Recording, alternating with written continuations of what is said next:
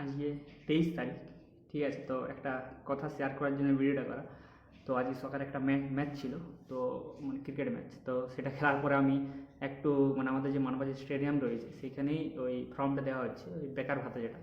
তো আমার মায়ের ডিউটি ছিল সেখানে। তো আমাকে জল বোতল পৌঁছে দেওয়া ছিল, মা ভুলে গিয়েছিল। তো ওখানে যাই কিছুক্ষণ আমি থাকি। তো তিনজনা আসে, দুটো মহিলা আর একটা ছেলে। তো আমাকে বলে যে দাদা এই ফর্মটা একটু ফিল আপ করে দেবে। আমি অবাক হয়ে যাই। তো আমি ফিল আপ করে দিই। তো ভাই তাদের মানে যদি ডিগ্রি দেখো তাহলে অবাক হয়ে যাবে। তিনজনের মধ্যে দুজনে ডবল এমএ ছিল, ইতিহাস এবং বাংলা বিষয়ে। আর একজন গ্র্যাজুয়েশন কোয়ালিফিকেশন। তাহলে এত বেশি ডিগ্রি থাকা সত্ত্বেও আমি জিজ্ঞাসা করলাম যে এটা তো আপনারা নিজেরাও ভরতে পারেন। বলছে না না, যদি আমার দ্বারা ভুল হয়ে যায়, তো টাকাটা যদি না ঢোকে, মানে তাদের মধ্যে এই কনফিডেন্সটা নেই, সেই জন্য আমাকে ভরাবে। তো আমি ভরে দিলাম। তো কীরকম একটা জিনিস দেখো, এত হায়ার কোয়ালিফিকেশান, আমার ভাই গ্র্যাজুয়েশন, ঠিক আছে।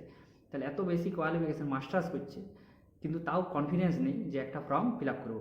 ফর্মটা কিছুই নেই, সবচেয়ে ইজিয়েস্ট ফর্ম ছিল, সেটাও ফিল আপ করতে তাদের অবস্থা খারাপ। তাহলে এটাই ওয়েস্ট বেঙ্গলের এডুকেশন সিস্টেম।